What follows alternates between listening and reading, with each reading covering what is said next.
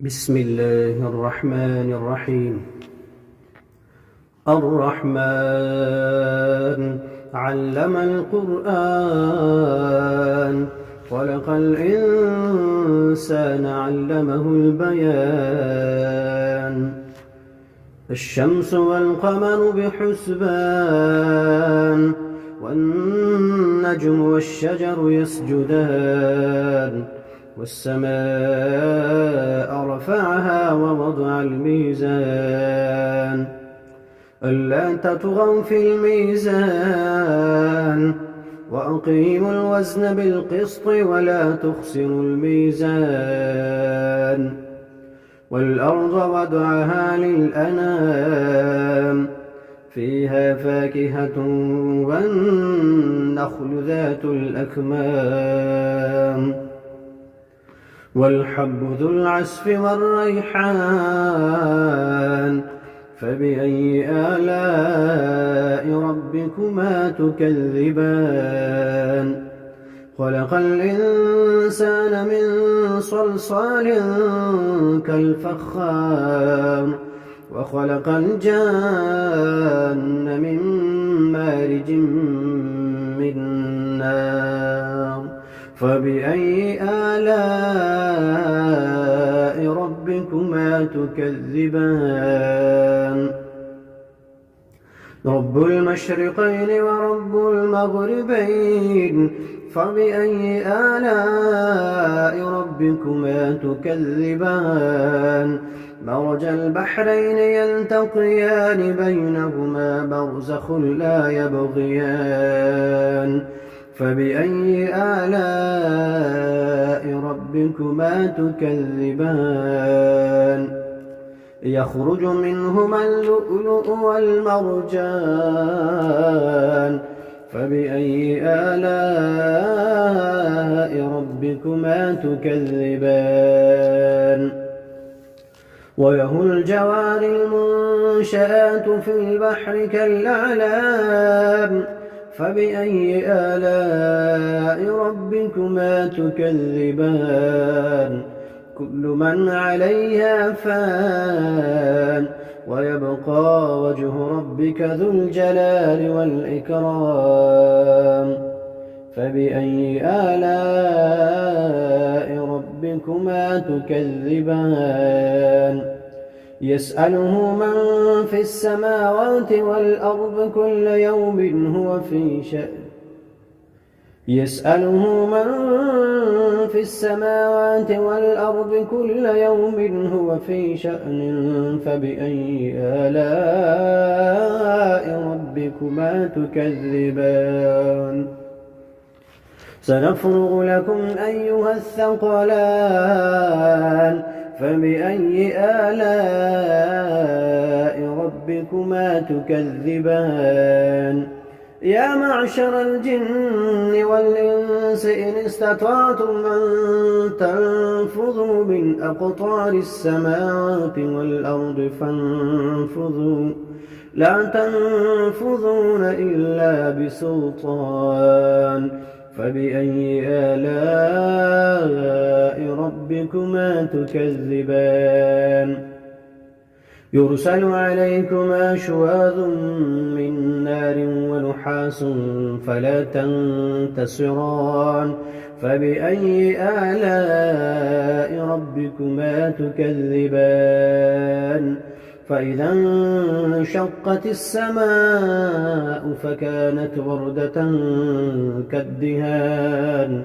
فبأي آلاء ربكما تكذبان. فيومئذ لا يسأل عن ذنبه إنس ولا جان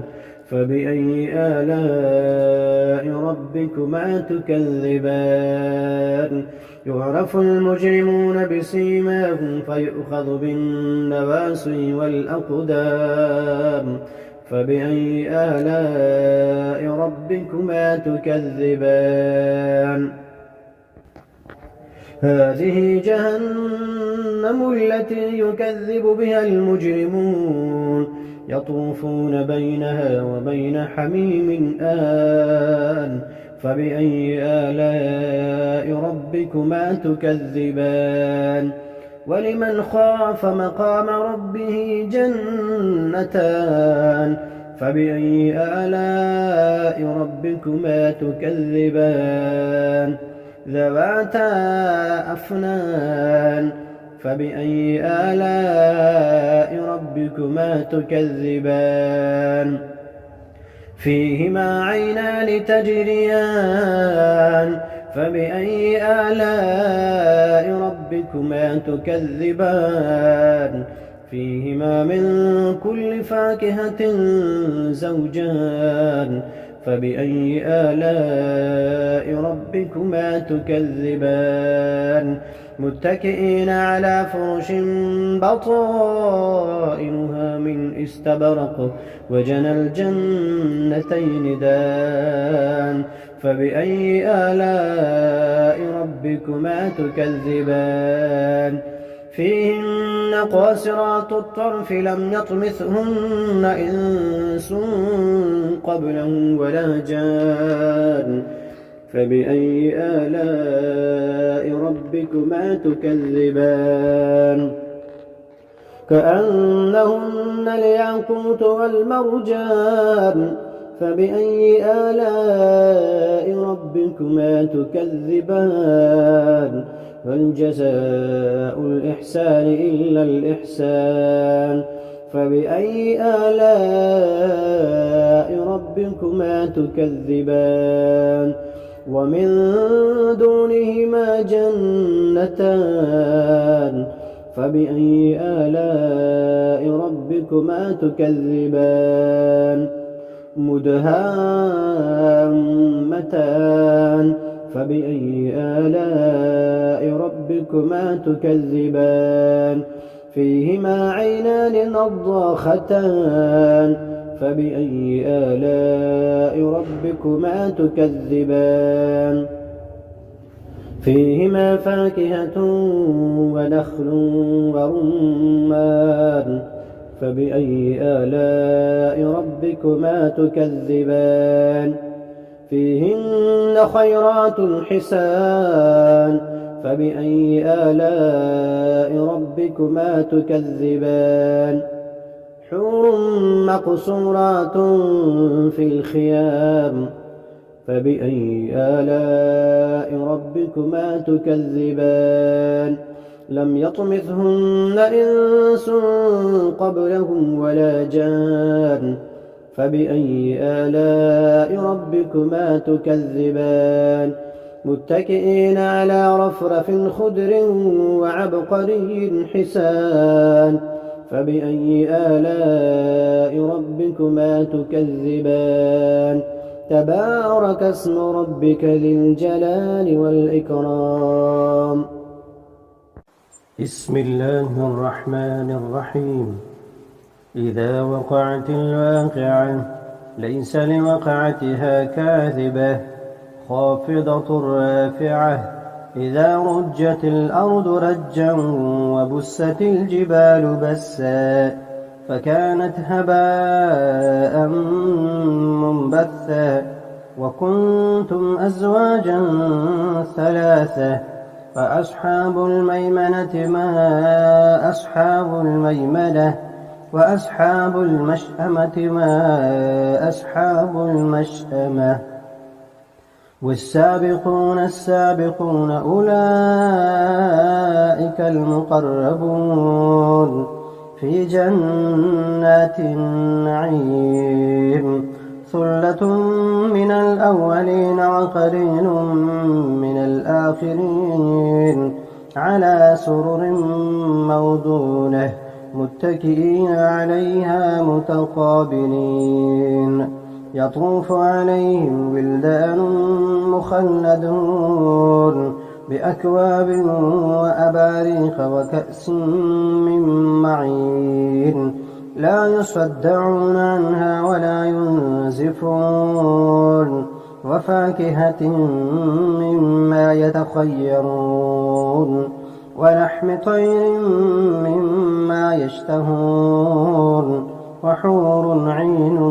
كأمثال اللؤلؤ المكنون جزاء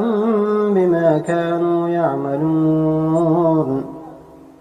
لا يسمعون فيها لغوا ولا تأثيما إلا قيلا سلاما سلاما وأصحاب اليمين ما أصحاب اليمين في سدر مخضود وطلح منضود وظل ممدود وماء مسكوب وفاكهة كثيرة لا مقطوعة ولا ممنوعة وفرش مرفوعة إنا أنشأناهن إنشاء فجعلناهن أبكارا عربا أترابا لأصحاب اليمين ثلة من الأولين وثلة من الآخرين وأصحاب الشمال ما أصحاب الشمال في سموم وحميم وظل من يحموم لا بارد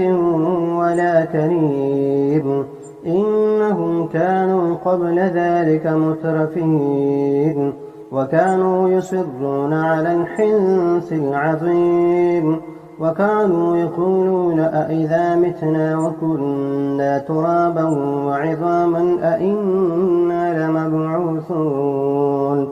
أوآباؤنا الأولون قل إن الأولين والآخرين لمجموعون إلى ميقات يوم معلوم